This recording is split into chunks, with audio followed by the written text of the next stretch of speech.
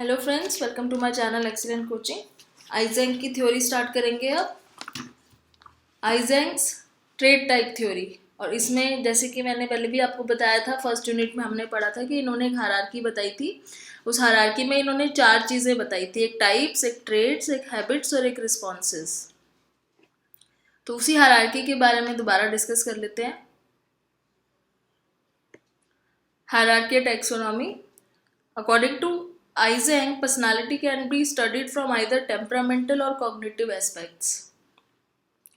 He focused on the temperament aspect of personality in his PEN model. अब ये pen model आगे आएगा तो मैं पहले ही आपको बता देती हूँ ताकि आपको इसको प्रॉब्लम ना हो देख के। पेन मॉडल का मतलब क्या है? P से है साइकोटिज्म, N से है E से आएगा एक्स्ट्रावर्जन और N से आएगा न्यूरोटिज्म। तो जो 3 चीज़ों की सुपर ट्रेड्स की ये बात कर रहे थे, साइकोटिज्म, एक्स्ट्रावर्जन, न्यूरोटिज्म, उसी को इन्होंने पेन मॉडल बोला है। तो ये कह रहे हैं कि ये टेम्परामेंट के ऊपर ज़्यादा फोकस करते थे लोगों के, इसीलिए इन्होंने ये पेन मॉडल बनाया था। तो ये आगे पेन मॉडल के बारे में भी बात होगी। इनकी जो हायरार्की थी उसमें क्या क्या चीज़ें इंक्लूड थी वो भी अभी हम देख लेते हैं। टैक्सोनॉमी जो वर्ड यहाँ पे लिखा हुआ है उसका क्या मतलब है? In any science taxonomy proceeds causal analysis in the course of taxonomy. अब टैक्सोनॉमी का मतलब होता है classification. Any organism can be organize into groups based on characters and their relationship. मतलब हम टैक्सोनॉमी के बेस में ऑर्गेनिजम्स को ग्रुप में डिवाइड कर सकते हैं। तो जैसे हम क्लासीफाई कर देते हैं ना 2 चीज़ों को अलग अलग कैटेगरी में, तो उस चीज़ को आप टैक्सोनॉमी कह सकते हो। आइजैंक ने भी फैक्टर एनालिसिस की ही टेक्निक यूज़ करी थी अपने सुपर ट्रेड्स को डिराइव करने के लिए, जैसे कैटल ने करी थी। इन्होंने भी फैक्टर एनालिसिस का ही यूज़ किया था। पर्सनालिटी के बारे में ये बोल रहे हैं कि organisms concerned are human beings. हम ह्यूमन बींग्स के बारे में, जब भी हम पर्सनालिटी के बारे में बात करते हैं तो हम एनिमल्स की बात नहीं करते हैं, हम यहाँ पे ह्यूमन बींग्स के बारे में बात करते हैं।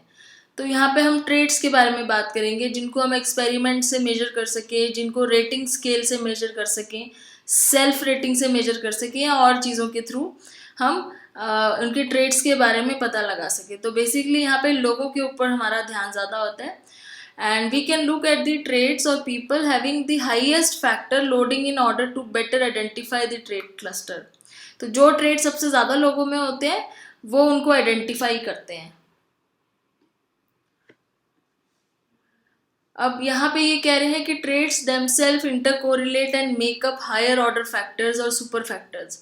ट्रेड जो है ना वो आपस में इंटरकोरिलेट होते हैं, आपस में मिलजुल के एक हायर ऑर्डर फैक्टर बनाते हैं, या जिसको आप कह सकते हो सुपर फैक्टर बनाते हैं। उसको सुपर फैक्टर को आइजैंक ने क्या बोला हुआ है? टाइप्स। इनका जो टाइप है वो कैसे बना है? इनका टाइप वो नहीं है कि एक पर्सनालिटी टाइप ए हो गई, एक बी हो गई, एक सी होगी, डी होगी, ये वो नहीं है।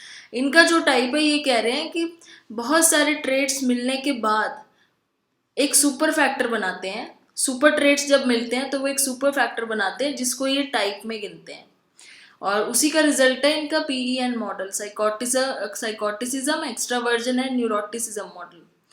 Proposes a hierarchical classification of personality containing 4 levels. तो उसमें पहला लेवल क्या है? इन्होंने पहला लेवल लिया है level or behaviour such as talking to a friend on a single occasion. तो कुछ इस तरह का बिहेवियर जिसको ये रिस्पॉन्स भी कहते हैं। तो आप इसको रिस्पॉन्स भी कह सकते हो, कोई ऐसा बिहेवियर जो सिंगल एक टाइम पे ही देखने को मिला है कि कोई सिचुएशन हुई और उसने उस टाइम पे रिएक्ट करा। सेकेंड लेवल पे कहते हैं हैबिट्स आता है। हैबिट्स आता है मतलब वो बिहेवियर बार बार रीअकर हो रहा है। अब यहाँ पे एक बार बात करने की बात हो रही थी कि उसका बिहेवियर क्या था कि उसने फ्रेंड को कॉल किया, उससे बात की, लेकिन वो हर बार उसको कॉल करके उससे बात करता है, तो दैट मीन्स वो उसकी हैबिट है, क्योंकि वो उसका बिहेवियर रीअकर हो रहा है। फिर उसके बाद अगला लेवल आता है जब ट्रेड्स का पता चलता है।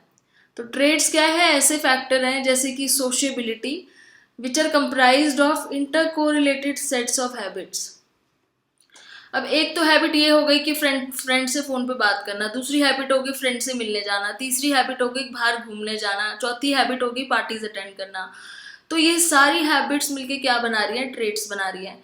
तो ये कह रहे हैं कि जब बहुत सारी हैबिट्स आपस में कोरिलेट करती हैं तो ट्रेड बनता है। उसमें से सोशियबिलिटी है एक ट्रेड। तो मैंने अभी जो ऊपर आपको 4-5 हैबिट्स बताई वो कौन सा ट्रेट बनाती है मिलके, सोशियबिलिटी। और फिर सबसे ऊपर जो सुपर फैक्टर और डायमेंशन ऑफ पर्सनैलिटी आते हैं जो इनके पेन मॉडल के हैं, जैसे कि साइकोटिसिज्म आ सकता है, एक्स्ट्रावर्जन आ सकता है या न्यूरोटिसिज्म आ सकता है। इनको इन्होंने टाइप्स बोला है और ये कैसे बने हैं, जब सारे ट्रेड्स आपस में इंटरकोरिलेट करते हैं।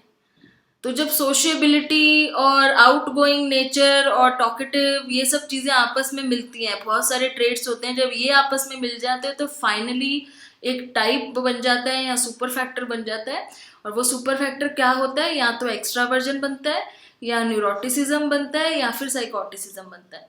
अब यहाँ पे 3 का मतलब है इनके ऑपोजिट भी हो सकता है। इसका मतलब ये नहीं कि एक्स्ट्रावर्जन ही बनेगा।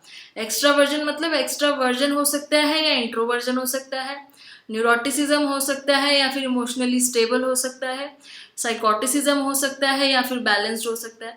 तो इस टाइप से तो ये इन्होंने पेन मॉडल इसलिए बोला था कि ये सुपर फैक्टर्स हैं।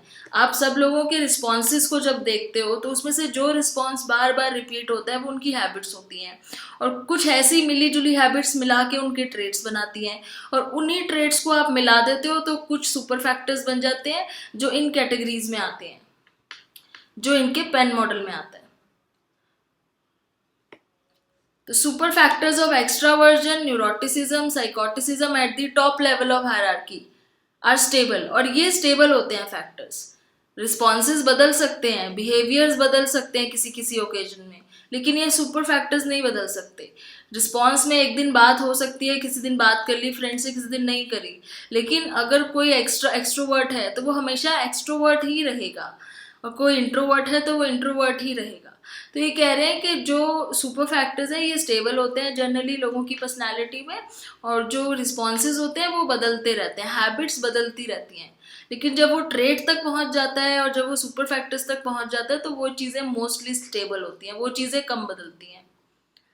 तो इनके जो पेन मॉडल के डायमेंशंस है वो क्या क्या है, एक्स्ट्रावर्जन, इंट्रोवर्जन है, इमोशनल स्टेबिलिटी है वर्सेस इनस्टेबिलिटी। इमोशनल स्टेबिलिटी और इंस्टेबिलिटी का मतलब है न्यूरोटिसिज्म। तो कोई इमोशनली इंस्टेबल है, मतलब बहुत ज़्यादा रिएक्ट करता है, ओवर रिएक्ट करता है, तो वो न्यूरोटिक है। और साइकोटिसिज्म है वर्सेस इम्पल्स कंट्रोल है, जो अपने आप को कंट्रोल बैलेंस्ड रखता है। ठीक है, और इन डायमेंशंस को और सुपर फैक्टर्स बोला हुआ है, और ये कहते हैं कि ये या तो जेनेटिक है या फिर कॉन्स्टिट्यूशनल है, एनवायरमेंटल है। और इसी की इन्हीं चीज़ों की आगे आइजेंक ने फिजियोलॉजिकल एक्सप्लेनेशन भी दी है, न्यूरोलॉजिकल एक्सप्लेनेशन भी दी है, बायोलॉजिकल एक्सप्लेनेशन भी दी है। मतलब इन डायमेंशंस को उन्होंने तीनों तरीके से समझाया हुआ है कि कैसे ये अलग अलग इनके क्या कॉजेज हो सकते हैं, वो हम अभी आगे पढ़ेंगे। एक लाइन ये कह रहे हैं कि each person does not necessarily have 100% और 0% एक्स्ट्रावर्जन, कि ये इस तरह नहीं बोल रहे हैं कि किसी के अंदर 100% ही एक्स्ट्रावर्जन होगा या 0% ही होगा। वो कह रहे हैं कि किसी डिग्री में फॉल करेगा। जैसे कि सपोज ये एक्स्ट्रावर्जन है, यहाँ पे इधर एक्स्ट्रावर्जन है और इधर इंट्रोवर्जन है, तो कह रहे हैं कि ज़रूरी नहीं हर ह्यूमन या तो इधर फॉल करेगा या इधर फॉल करेगा। कोई ह्यूमन इधर भी हो सकता है, इस साइड, जहाँ पे उसके में 20% एक्स्ट्रावर्जन है लेकिन 80% इंट्रोवर्ट है। वो कोई यहाँ भी हो सकता है जिसको एम्बीवर्ट कहते हैं, 50% एक्सट्रोवर्ट है, 50% इंट्रोवर्ट है, मतलब कभी वो एक्सट्रोवर्ट की तरह फील करता है, कभी इंट्रोवर्ट। कोई यहाँ भी हो सकता है जो बहुत कम इंट्रोवर्ट है, टोटली 90% एक्सट्रोवर्ट है लेकिन 10% इंट्रोवर्ट भी है। तो ये कह रहे हैं कि कितना भी डिग्री अमाउंट ऑफ वो होना चाहिए, हो सकता है उसके अंदर कि दोनों चीज़ें हों, लेकिन 100% एक्सट्रोवर्ट कोई नहीं होता, 100% इंट्रोवर्ट कोई नहीं होता, 100% न्यूरोटिक कोई नहीं होता, 100% स्टेबल भी कोई नहीं होता। कभी कभी हम भी बहुत इमोशनल हो जाते हैं, बहुत ज़्यादा ओवर रिएक्ट कर जाते हैं चीज़ों पे। तो ये कह रहे हैं कि लोगों के अंदर इनका एक डिग्री होती है जो कम ज़्यादा होती है।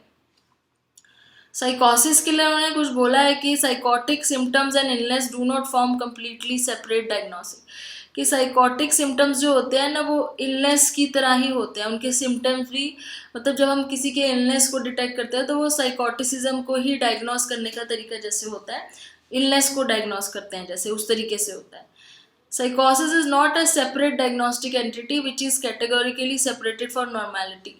तो थोड़ा सा साइकोसिस को नॉर्मेलिटी से अलग माना गया है। और continuum is collinear with the concept of psychoticism embodied in the P scale of EPQ। तो इनका जो क्वेश्चनर है आइजेंक पर्सनालिटी क्वेश्चन है, इसके अंदर साइकोटिज्म का भी मेजर इंक्लूडेड है। फिर अब कॉजल एस्पेक्ट्स पे आते हैं कि क्या कॉजेज हैं हमारे अंदर, ये जो 3 डायमेंशंस हैं पेन मॉडल वाले, इनके क्या कॉज हैं, ऐसे क्यों हैं। तो इनके जो कॉजेज हैं, इन्होंने बहुत सारे अलग तरीकों से कॉजेज समझाए हुए हैं। साइको फिजियोलॉजिकल कॉजेज यानी कि माइंड से रिलेटेड और बॉडी से रिलेटेड हो सकते हैं। हार्मोनल कॉजेज हार्मोन्स की वजह से हो सकते हैं। बायोलॉजिकल मैकेनिज्म्स की वजह से हो सकते हैं। तो अलग अलग तरीके से हम एक्सपेरिमेंट करके टेस्ट कर सकते हैं कि हमारे अंदर जो भी डायमेंशन है पेन मॉडल का, वो किस कॉज की वजह से है, और उसी को आगे इन्होंने डिस्कस किया हुआ है। पहले इन्होंने लिया न्यूरोफिजिकल बेसिस। न्यूरोफिजिकल मतलब जो साइकोफिजिकल ऊपर बात हो रही थी, न्यूरोफिजियोलॉजिकल कि कैसे हमारे ब्रेन के एक्शंस पे और हमारे बॉडी के एक्शंस पे डिपेंडेंट होते हैं कि हमारे ट्रेट और टाइप कैसे हो। तो यहाँ पे इन्होंने क्या किया था,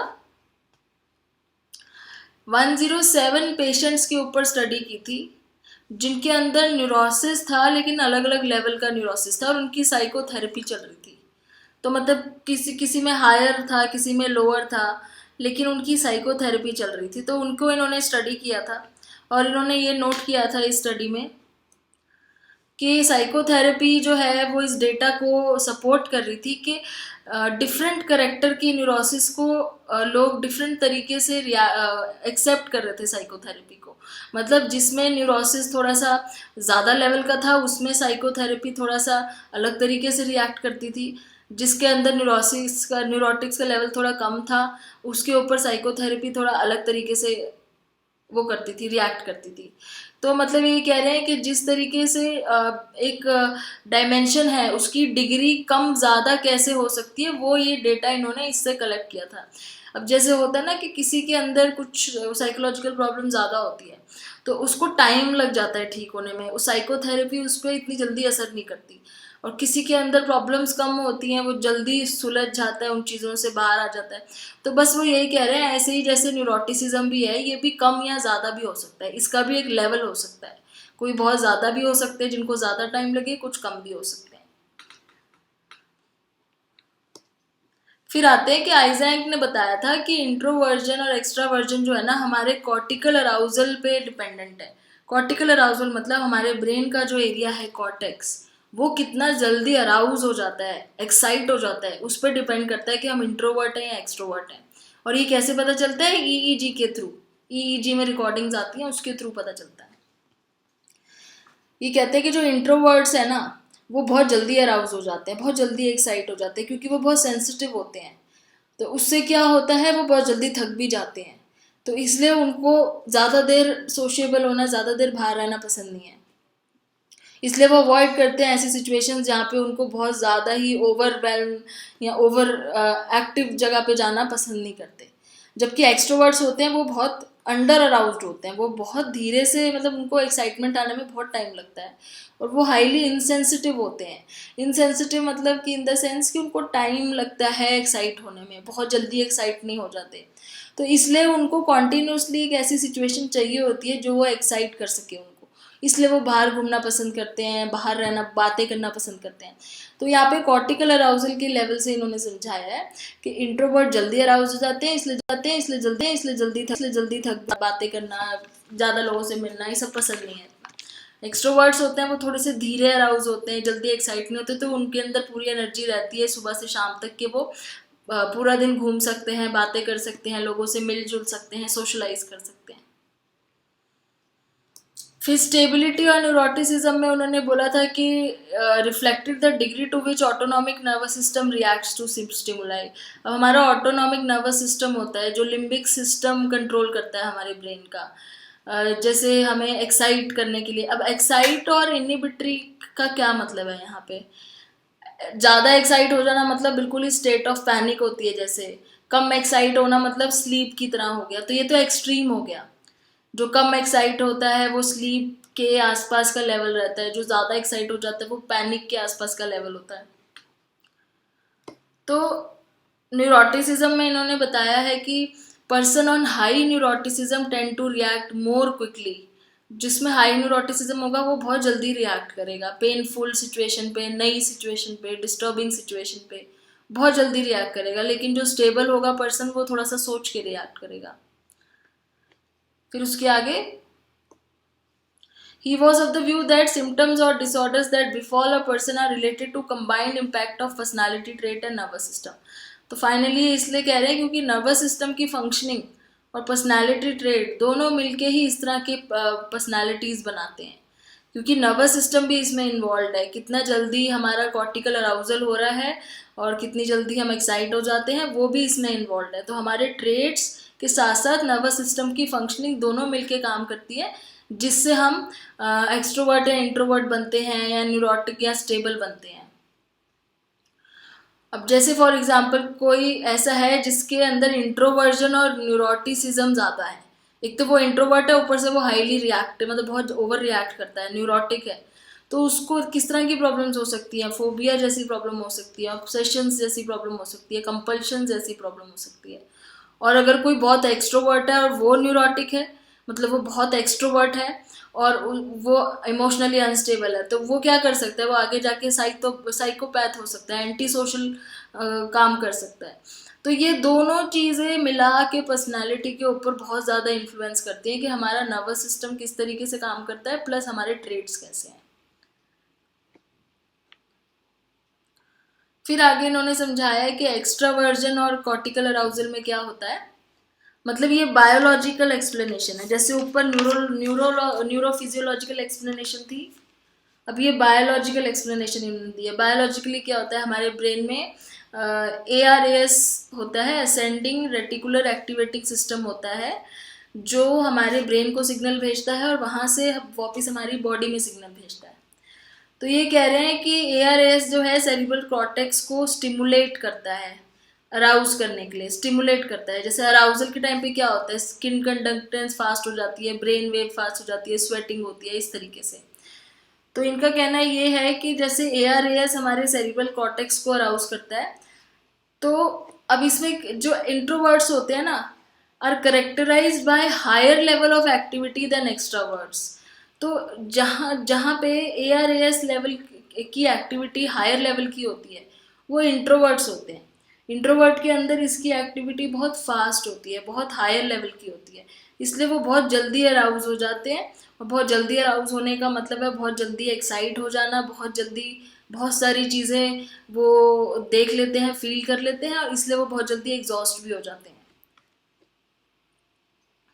तो इसमें यही मतलब बता रहे हैं कि इंट्रोवर्ट्स कॉर्टिकली ज़्यादा अराउज हो जाते हैं देन एक्सट्रोवर्ट्स। तो ऊपर वाली ही बात करिए, जैसे यहाँ पे बोला था कि जो इंट्रोवर्ट्स होते हैं वो बहुत जल्दी कॉर्टिकली अराउज हो जाते हैं, यहाँ पे भी यही बात बोली थी, पर यहाँ पे इन्होंने थोड़ा सा उसको बायोलॉजिकली भी समझाया है कि इसके अंदर ARAS भी इंक्लूडेड है, जो जिसका काम होता है कि सिग्नल पास करना ब्रेन से बॉडी में, बॉडी से ब्रेन पे। फिर इसमें थोड़ा सा इन्होंने विसरल ब्रेन एक्टिवेशन का भी फंक्शन डाल दिया है। विसरल ब्रेन एक्टिविटी मतलब हमारा जो वो है लिम्बिक सिस्टम है, जो हमें फाइट और फ्लाइट रिस्पॉन्स के लिए हेल्प करता है। उसके अंदर हिप्पोकैम्पस, एमिगडेला, सेप्टम और हाइपोथैलेमस, ये सारी चीज़ें इंक्लूडेड होती हैं।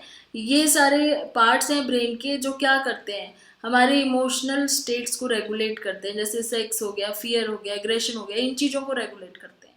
ये हमें तब हेल्प करते हैं जब हमारे को फाइट और फ्लाइट रिस्पॉन्स फेस करना पड़ता है, जैसे डेंजर के टाइम पे, जब हमारा हार्ट रेट इंक्रीज हो जाता है, blood pressure, skin conductance, sweating, breathing rate fast हो जाता है, मस्कुलर टेंशन बढ़ जाती है। तो ये विसरल ब्रेन एक्टिवेशन है यहाँ पे। तो न्यूरोटिक्स क्या है, उनका ये एक्टिवेशन लेवल जो है ना, ये बहुत ज़्यादा होता है और थ्रेश होल्ड बहुत कम होता है। थ्रेश होल्ड होता है कि एक अपर लिमिट होती है कि इससे ज़्यादा हो गया तो फिर वो बहुत ज़्यादा रिएक्ट करने लग जाएंगे। तो न्यूरोटिक्स लोगों में थ्रेश होल्ड जो है ये बहुत कम होता है, तो इसलिए उनका जो वो लेवल पहुंचता है तो वो रिएक्ट करना शुरू हो जाते हैं। एक्टिवेशन लेवल बहुत ज़्यादा होता है, थ्रेश होल्ड बहुत कम होता है। जबकि जो स्टेबल पर्सन होते हैं, कूल काम टाइप के होते हैं, उनके अंदर ये एक्टिवेशन लेवल जो है ये कम होता है और इनका थ्रेश होल्ड बाकी बहुत हाई होता है, काफ़ी देर बाद जाके रिएक्ट करते हैं, तो इनका थ्रेश होल्ड बहुत हाई होता है। थ्रेश होल्ड का मतलब एक तरीके से आप समझ लो एक लिमिट है कि उसके बाद रिएक्ट कर देंगे। तो जो न्यूरोटिक्स होते हैं उनका थ्रेश होल्ड बहुत लोअर होता है, तो बहुत जल्दी रिएक्ट कर जाते हैं, और जो स्टेबल लोग होते हैं उनका थ्रेश होल्ड बहुत हाई होता है, तो बहुत देर बाद रिएक्ट करते हैं। बहुत देर बाद रिएक्ट करने का मतलब नहीं है कि वो ऐसे स्टैचू की तरह खड़े रहते हैं, मतलब वो बहुत कामली और कूलली सोचते हैं चीज़ों को, फिर रिएक्ट करते हैं। फिर साइकोटिसिज्म को इन्होंने हार्मोन से भी एक्सप्लेन किया है, क्योंकि अभी हमने ऊपर कॉजल एस्पेक्ट्स में पढ़ा था कि इन्होंने न्यूरोलॉजिकल रीजंस बताए हैं पर्सनालिटी के, बायोलॉजिकल बताए हैं, फिजियोलॉजिकल बताए हैं, और हार्मोनल रीजंस भी बताए हैं। तो आइजैक ने क्या किया है, साइंटिफिक तरीके से ना हर तरीके से ये चीज़ प्रूफ करने की कोशिश की है कि जो उनके जो ट्रेट्स हैं उनके पर्सनालिटी के, वो टेस्ट आप कर सकते हो लोगों के अंदर, क्योंकि उसके प्रूफ है हमारी बॉडी में। तो ऐसे इन्होंने एक हार्मोन का भी प्रूफ दिया है, ये MAO जो हार्मोन होता है, ये मोनो अमाइन ऑक्सीडेज हार्मोन, ये क्या करता है, हमारे अंदर जो यूज्ड अप न्यूरोट्रांसमीटर्स है उनको क्लीन करता है। इन जनरल मैं आपको बता रही हूँ उनका काम क्या है। जो न्यूरो ट्रांसमीटर यूज हो जाते हैं उनको साफ करता है, वहां से क्लीन करता है। तो अब ये कह रहे हैं कि जो ये होते हैं साइकोटिक पेशेंट होते हैं ना, इनके अंदर ये इस चीज़ का लेवल बहुत कम होता है। तो इस तरीके से आप चेक कर सकते हो कि वो साइकोटिक है या नहीं है। तो इन्होंने अपनी थ्योरी में टेस्ट करने का भी तरीका बता दिया कि हम कैसे न्यूरोफिजियोलॉजिकली चेक कर सकते हैं, कैसे बायोलॉजिकली टेस्ट करके चेक कर सकते हैं। अब जैसे सबसे ऊपर वाला जो हमने पढ़ा था रीज़न, कॉजल एस्पेक्ट्स में हमने ये वाला जो पढ़ा था न्यूरोफिजियोलॉजिकल बेसिस, इसमें वो कह रहे हैं कि यहाँ पे EEG के थ्रू आप चेक कर सकते हो कि जो इंट्रोवर्ट्स होते हैं ना वो बहुत जल्दी अराउज हो जाते हैं, उनकी रीडिंग्स आपको फटाफट मिल जाएंगी ब्रेन की। एक्सट्रोवर्ट्स जो होते हैं वो थोड़ा सा लेट अराउज होते हैं। तो ये टेस्ट कर सकते हैं हम, इसका मतलब इन्होंने अपनी थ्योरी यहाँ पे प्रूफ कर रखी है, टेस्टिंग कर रखी है। कोई भी आके ये नहीं कहेगा कि आप जो बोल रहे हो वो टेस्ट नहीं हो सकता। जैसे फ्रॉइड को सब बोलते हैं कि उन्होंने जो थ्योरीज बोली हैं वो टेस्ट नहीं कर सकते, वो साइंटिफिक नहीं है, उसका कोई प्रूफ नहीं है। तो आइजैक ने सारे प्रूफ यहाँ पे दे हुए हैं। फिर उसके बाद यहाँ पे इन्होंने जो ARAS की बात करी है कि वो उनका सेरिब्रल कॉर्टेक्स जो है वो बहुत जल्दी अराउज हो जाता है, क्योंकि ARAS उनका बहुत फास्ट है। तो इसको भी आप चेक कर सकते हो लैब में, तो ये भी प्रूफ हो सकता है। प्लस इन्होंने यहाँ पे ये जो बोला हुआ है कि हमारा लिम्बिक सिस्टम है, जो न्यूरोटिक्स होते हैं उनके में ये एक्टिवेशन लेवल जल्दी हो जाता है, ज़्यादा हो जाता है। तो ये चीज़ भी चेक करी जा सकती है, ब्रेन की एक्टिविटीज़, और ये हॉर्मोन्स का लेवल भी चेक किया जा सकता है। तो एक तरीके से इन्होंने चारों चीज़ें ऐसी प्रूफ दिए हैं, कॉजल फैक्टर्स ऐसे बताए हैं कि जो हम लोग साइंटिफिकली सब चीज़ें चेक कर सकते हैं। तो ये जो पूरा मॉडल है, पेन मॉडल, जो हमने ऊपर पढ़ा था कि हमारे 3 डायमेंशंस होते हैं, इसका क्या कंट्रीब्यूशन है स्टडी ऑफ पर्सनालिटी में, इसने क्या कंट्रीब्यूट किया है?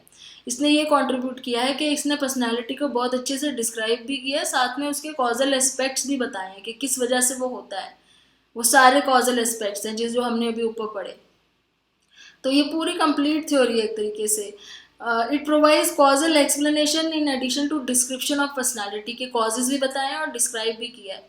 It is supported by more credible evidence, मतलब इसको एविडेंस के साथ, क्रेडिबल एविडेंस के साथ वो करा हुआ है, सब समझाया हुआ है। और एविडेंस कैसे है, आप लैब में टेस्ट कर लो जाके, जिनके अंदर आपको उस तरह के ट्रेट्स लगते हैं कि कोई न्यूरोटिक है या कोई एक्स्ट्रावर्ट है, आप उसको लैब में जाके टेस्ट कर सकते हो। तो एविडेंस भी है।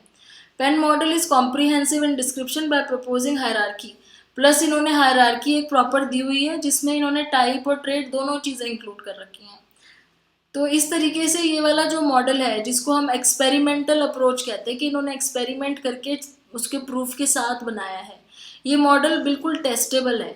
तो इस, और ये सबसे बेस्ट मॉडल इसलिए माना गया क्योंकि इन्होंने एक तो इसमें वो 2 डायमेंशंस लिए हैं, 3 डायमेंशंस लिए हैं जो सारी ट्रेट्स को अपने अंदर कवर करती हैं, प्लस उनको टेस्ट भी किया जा सकता है। Okay, then the essence of Eysenck. अब इनकी थ्योरी की क्या स्ट्रेंथ है? इनकी थ्योरी की ये स्ट्रेंथ है कि इनके पर्सनालिटी के जो एलिमेंट्स हैं ना, उनको हम हायरार्की में डिवाइड कर सकते हैं कि पहले रिस्पॉन्स बिहेवियर्स आएंगे, फिर हैबिट्स आएंगी, फिर ट्रेट्स आएंगे, फिर टाइप्स आएंगे। इन्होंने कुछ सुपर ट्रेट्स बताए हैं, उसके बाद सुपर फैक्टर्स बताए हैं, जैसे एक्स्ट्रावर्जन, जो हमारी पर्सनालिटी पे बहुत इफेक्ट करते हैं। फिर उन्होंने बताया है कि सुपर ट्रेट के अंदर बहुत सारे ट्रेट्स कंबाइंड होते हैं, और उसके उनकी डायमेंशंस होती है बहुत सारी। तो इनकी थ्योरी ने बहुत ज़्यादा ही एक तरीके से क्लियर अंडरस्टैंडिंग दी है पर्सनालिटी की टाइप्स की। फिर आगे किस तरीके से मेजर करते हैं।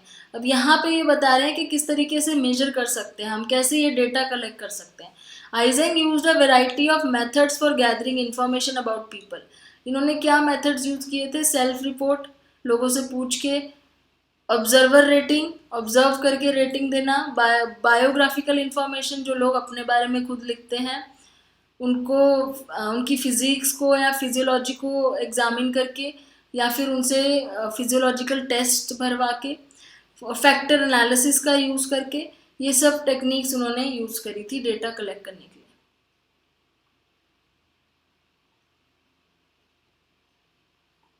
तो आगे मेजरमेंट ऑफ पर्सनालिटी में भी यही बताया हुआ है कि इन्होंने जो क्वेश्चनर बनाया था उसका नाम था आइजेंक पर्सनालिटी क्वेश्चनर, जिसके अंदर एक स्केल है जो ये डिटेक्ट करता है कि पर्सनालिटी इनकी तीनों डायमेंशंस में से किस पे आती है।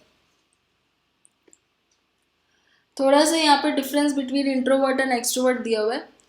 Eysenck argues that individual difference in behavior functioning can be discovered through factor analysis and measured through questionnaires and laboratory procedures। तो जितना भी हमने ऊपर अभी पढ़ा है इनकी थ्योरी, उसमें यही पता चला है कि ये फैक्टर एनालिसिस यूज़ करते हैं और ये बोलते हैं कि आप क्वेश्चनर के थ्रू और लैब में टेस्टिंग के थ्रू किसी के भी बिहेवियर फंक्शनिंग के बारे में पता कर सकते हो। तो क्या इन्होंने कहा कि एक्सट्रोवर्ट जो है वो उनके अंदर टॉलरेट करने की ज़्यादा पावर होती है, इंट्रोवर्ट में कम होती है। एक्सट्रोवर्ट थोड़ा सा टॉकेटिव ज़्यादा होते हैं, उनको ब्रेक ज़्यादा चाहिए होती है इंट्रोवर्ट से। एक्साइटमेंट उनकी परफॉर्मेंस को एनहांस कर देती है, जबकि इंट्रोवर्ट से को एक्साइटमेंट परेशान कर देती है। इंट्रोवर्ट को थ्योरेटिकल और साइंटिफिक वोकेशंस, उस तरह के काम करने ज़्यादा पसंद है, जैसे इंजीनियरिंग हो गया, केमिस्ट्री से रिलेटेड। एक्सट्रोवर्ट्स को पीपल ओरिएंटेड जॉब ज़्यादा अच्छी लगती है, जैसे सेल्स की, सोशल वर्क की। Introverts report more frequent masturbation than extroverts. तो इंट्रोवर्ट से जब इन्होंने सेल्फ रिपोर्ट में पूछा तो उन्होंने ज़्यादा रिपोर्ट किया मास्टरबेशन का देन एक्सट्रोवर्ट्स। और एक्सट्रोवर्ट्स क्या करते हैं, वो एक्चुअली में सेक्सुअल इंटरकोर्स में एंगेज होते हैं instead of masturbation. Introvert attain higher grades in college. Introvert ज़्यादा अच्छे होते हैं अकेडमिकली। और students who withdraw from college for psychiatric reason tend to be introvert. जो भी ऐसे स्टूडेंट्स हैं जो कॉलेज या पढ़ाई छोड़ देते हैं साइकेट्रिक रीजंस की वजह से, तो वो ज़्यादातर इंट्रोवर्ट्स ही होते हैं।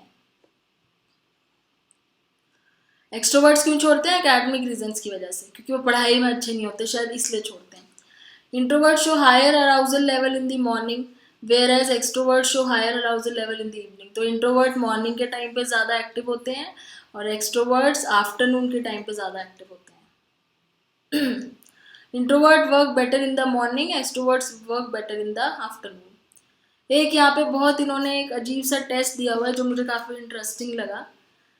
मे बी ये चीज़ आप देख भी सकते हो अगर कभी टेस्ट करना चाहो किसी पे, कि कैसे पता चले कि कोई इंट्रोवर्ट है या एक्सट्रोवर्ट। आई डोंट नो, पता नहीं कितना काम करता है। इन्होंने बोला है कि अगर आप किसी पे लेमन ड्रॉप टेस्ट करो, मतलब 4 drops of lemon juice are placed on a person tongue, किसी की जीभ में आप 4 ड्रॉप डालो लेमन जूस का, तो जो इंट्रोवर्ट होगा ना वो almost twice amount of saliva secrete करेगा देन एक्सट्रोवर्ट। तो ये टेस्ट आई डोंट नो, पता नहीं कितना ये है सक्सेसफुल, जब अगर लिखा हुआ है तो हो सकता है इस तरीके से आप टेस्ट कर सकते हो। अब यहाँ पे बायोलॉजिकल रिएक्शन देखे जा रहे हैं, फिजियोलॉजिकल रिएक्शन देखे जा रहे हैं चेक करने के लिए कि कोई एक्सट्रोवर्ट है या इंट्रोवर्ट। तो इस तरीके से क्या है कि आइजेंक ने हमें बहुत सारी चीज़ें दी है टेस्ट करने के लिए पर्सनालिटी ट्रेट्स को, तो इसलिए इनकी थ्योरी को बहुत टेस्टेबल और बहुत क्रेडिबल थ्योरी माना जाता है। इसके बाद हमारा लास्ट टॉपिक, लास्ट जो यूनिट है इस ब्लॉक का, ब्लॉक 3 का लास्ट यूनिट, यूनिट 4 रह जाएगा, जो नेक्स्ट वीडियो में हम करते हैं शुरू। So thanks for watching.